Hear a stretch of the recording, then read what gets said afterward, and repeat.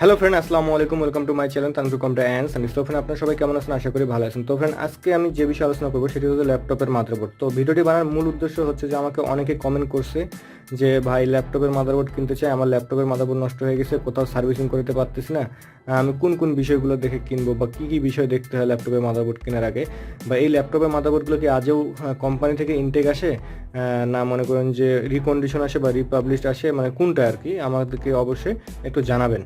বা অনেকে ফোন দিয়ে বলে যে ভাই, আমার ল্যাপটপের প্রবলেম, মাদারবোর্ড চেঞ্জ করতে হবে, আমি কী কী বিষয় দেখে মাদারবোর্ডটা কিনবো বা কোথায় কিনতে পারি এগুলা।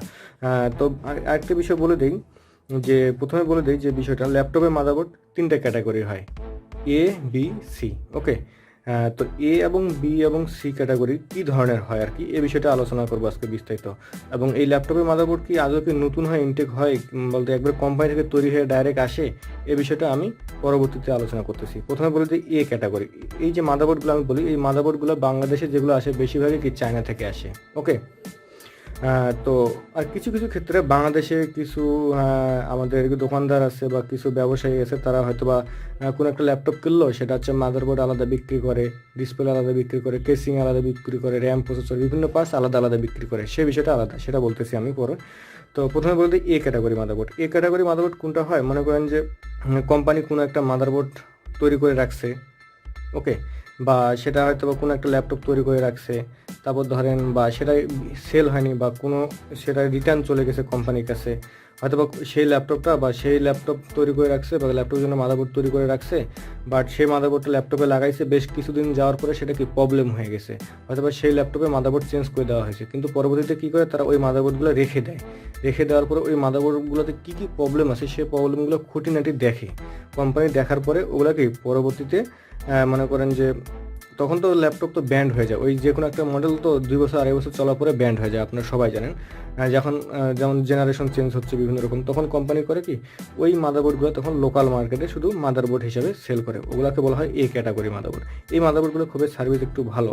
আর বি ক্যাটাগরি, এখন বলবো বি ক্যাটাগরি মাদারবোর্ড। এই বি ক্যাটাগরি মাদারবোর্ড কীরকম হয় ল্যাপটপের, সেটাও বলি আপনাদেরকে। যে বাইরের দেশে কিছু ইম্পোর্টার আছে বা কিছু বিজনেসম্যান আছে, তারা কী করে, যে নষ্ট ল্যাপটপগুলো আছে, যে কোনো ল্যাপটপ, ব্র্যান্ডের ল্যাপটপ, নষ্ট ল্যাপটপ, হয়তো বা কারো ডিসপ্লে নষ্ট হয়ে গেছে বা মনে করেন কারো কিবোর্ড নষ্ট হয়ে গেছে, তারা কি সেই ল্যাপটপটা সেল দিচ্ছে, দিয়ে আপডেট কোনো ল্যাপটপ নিচ্ছে, তখন কী করে তারা ওই ল্যাপটপটা কিনে নেয়। ওই ল্যাপটপটা কিনে নিয়ে তখন ডিসপ্লে আলাদা আলাদা সেল করে, র্যাম, প্রসেসর আলাদা সেল করে, কিবোর্ড আলাদা সেল করে, কেসিং আলাদা সেল করে, বিভিন্ন কাজে লাগায়, মাদারবোর্ড আলাদা সেল করে।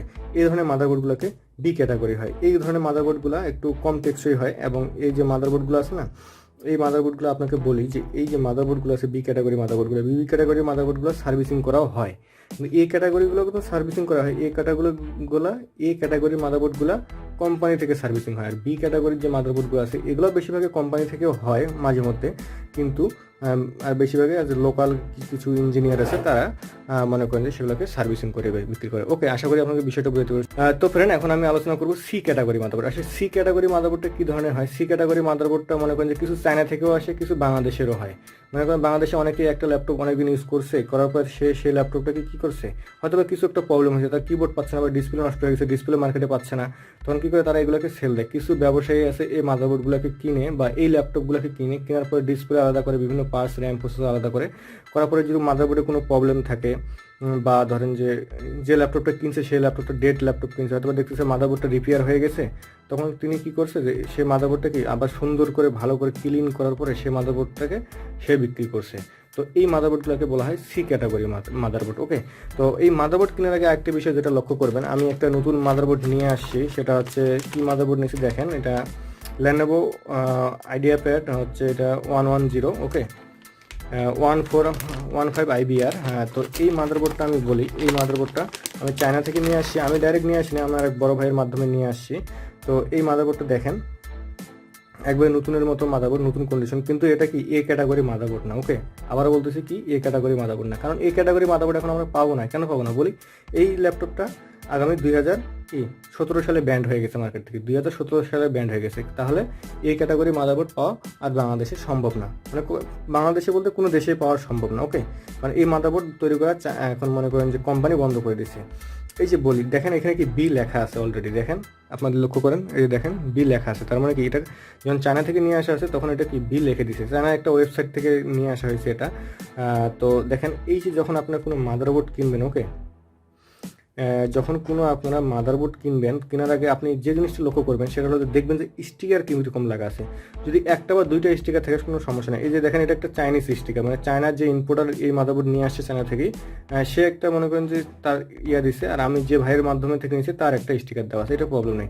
কিন্তু এখানে দেখেন, এখানে কি একটা স্টিকার দেওয়া আছে, দেখেন এখানে একটা স্টিকার দেওয়া আছে, এর নিচে আরেকটা স্টিকার দেওয়া আছে। ওকে, তার মানে কি, এই যে এই জায়গায় কিন্তু এর কাজ করা হয়েছে। এই যে স্টিকারগুলো আছে না, এখানে এরা কিন্তু একটা বোকা বানাইছে, যে বিভিন্ন রকম দেখেন 2017 সাল লেগছে একটা স্টিকার লাগাইছে। কেন এই স্টিকারটা লাগাইছে বলি, যাতে যেন যে কাস্টমার নেবে সে যেন বুঝতে না পারে যে আসলে এই মাদারবোর্ডে কাজ করা হয়েছে। হয়তো বা এই যে দেখেন এখানে পাওয়ার, এখানে দেখতে পাচ্ছি আমি ভিআরএল সেকশনে কিছু মসফেট আছে, এখানে আমি দেখতে পাচ্ছি কোলোনাইসি আছে। হয়তো বা সেখান থেকে কোনো প্রবলেম হয়েছিল, হয়তো বা রিসেটিং প্রবলেম ছিল এই বোর্ডে, আমার মনে হয় আর কি, আমার ধারণা। তো সেখান থেকে আর কি তারা কী করছে, এই জন্য এই জায়গায় 2-3টা স্টিকার লাগাইছে। আপনারা কী করবেন, সর্বোচ্চ যে জায়গায় দেখবেন যে 2টা বা 3টা একসঙ্গে স্টিকার লাগা আছে যে বোর্ডে, বা 3টা 4টা, মানে এইখানে একটা পার্সে স্টিকার লাগা আছে, এদিকে আরেকটা পার্সে স্টিকার লাগা আছে, সেই পার্সের উপর আরেকটা স্টিকার লাগা আছে। তো আপনারা কী করবেন, সেই মাদারবোর্ড থেকে দূরে থাকবেন, সেই মাদারবোর্ডটা নেবেন না আপনারা। ওকে, তো আপনারা তখন মনে করবেন যে সেই মাদারবোর্ডটা কি হয়তোবা রিপেয়ার করা। ওকে, হয়তোবা বাংলাদেশেও রিপেয়ার হতে পারে, চায়নাতেও রিপেয়ার হতে পারে, যে কোনো জায়গায় কি সে মাদারবোর্ডটা রিপেয়ার হয়েছে। ওকে, তো ল্যাপটপের মাদারবোর্ড কেনার আগে কি আপনারা এই জিনিসটা অবশ্যই লক্ষ্য রাখবেন, কি স্টিকার কম দেখে নেবেন। যে মনে করেন যে এখানে একটা স্টিকার লাগছে, মনে করেন এইখানে একটা স্টিকার আছে, এর উপরে যদি মনে করেন আরেকটা স্টিকার লাগা থাকে, তাহলে বুঝতে পারবেন যে এই মাদারবোর্ডে কোনো ঝামেলা আছে। ওকে, দেখেন এখানে কিন্তু একটা স্টিকার লাগা আছে, এর উপরে যদি আরও একটা স্টিকার লাগা থাকে, তাহলে বুঝবেন যে এর মধ্যে কোনো ঝামেলা আছে। ওকে, বা আমার এখানেও মনে হয় যে, কারণ আমার এখানেও মনে হয় যে এখানেও কাজ করতে পারে আর কি তারা, কারণ দেখেন এখানে তো একটা স্টিকার দিছে, কারণ এখানে এটা চাইনিজ স্টিকার, আর এখানে হচ্ছে আমাদের বাংলাদেশি স্টিকার। তো এই কারণে হচ্ছে মনে করেন যে আমার মনে হচ্ছে যে এখানে একটা ঝামেলা আছে। তারা এই জায়গায় স্টিকারটা না দিয়ে তারা এই জায়গায় দিতে পারতো, কোনো প্রবলেম নেই, বা এর উপরে দিতে পারতো, তাই না? আমি আপনাকে বিষয়টা তো বুঝাতে পারছি। কিন্তু তারা, আমি দেখতে পাচ্ছি এখানে কি একটা হচ্ছে আমাদের ল্যান্ড চিপস থাকে, এই ল্যান্ড চিপসের উপরে তারা স্টিকারটা দিছে। হয়তো বা ল্যান্ড চিপস পাইছিল না, বা ল্যান্ড চিপসের কোনো শর্ট ছিল, এই কারণে হয়তো বা পাওয়ারে প্রবলেম ছিল, বা কিবোর্ড অটো কাজ করছিল, বিভিন্ন রকম প্রবলেম হতে পারে আর কি, বা কিছুক্ষণ চলার পরে বন্ধ হয়ে গেছিলো, এই কারণে তারা এখানে রিপেয়ার করছে। হয়তো বা এই জায়গাটা একটু কালো কালো ভাবের আসে, লালচে ভাব আসে এই হটগানের হিটের কারণে।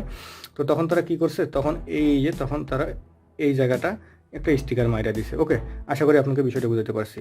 তো আরেকটি বিষয় যেটা শেষে বলতেছিলাম, যে একবারে ইনটেক মাদারবোর্ড, যখন মনে করেন যে কোনো ল্যাপটপ ইনটেক বাইরে হয়, মনে করেন যে এটা 2021 সাল চলতেছে, এই 21 সালে কোনো একটা ল্যাপটপ আইছে, তো এই ল্যাপটপের মাদারবোর্ড নষ্ট হয়ে গেছে, তাহলে বুঝবেন যে এই ল্যাপটপের মাদারবোর্ড আপনি ইনটেক পাবেন। কী করে, কোম্পানি কয়েক পিস মাদারবোর্ড তৈরি করে রাখে। যেমন আমাদের কোম্পানি কিছু পলিসি থাকে, আমরা কিছু সুযোগ সুবিধা পাই, 2 বছর ওয়ারেন্টি থাকে, কিছু ল্যাপটপে 1 বছর ওয়ারেন্টি থাকে। তখন তো মনে করেন যে ইঞ্জিনিয়ারেরা কোনো মাদারবোর্ড রিপেয়ার করতে না পারলে তখন আর কি তাদেরকে মাদারবোর্ড চেঞ্জ করে দিতে হয়, এবং সেই মাদারবোর্ডগুলো আবার কোম্পানিতে যায়, সেই মাদারবোর্ডগুলো কোম্পানি থেকে রিপেয়ার হয়ে আবার আসে, সেগুলোকে অনেক সময় A ক্লাস হিসেবে সেল করা হয় এবং B ক্লাস হিসেবে সেল করা হয়। আশা করি আপনাকে বিষয়টা বুঝতে পারছি। ফ্রেন্ড, আজকে ভিডিওটি আমি এখান থেকে শেষ করলাম। আমার ভিডিওটি ভালো লাগলে অবশ্যই আমার ভিডিওটিতে লাইক দেবেন এবং আমার ভিডিওটি শেয়ার করে দেবেন, যাতে যেন আপনার ফ্রেন্ডরা আমার এই ভিডিওটি দেখতে পারে এবং তারা তাদের সমস্যাগুলো বুঝতে পারে, এবং ল্যাপটপ এর মাদারবোর্ড কিনতে গিয়ে তারা যেন কোনো প্রবলেমে না পড়ে।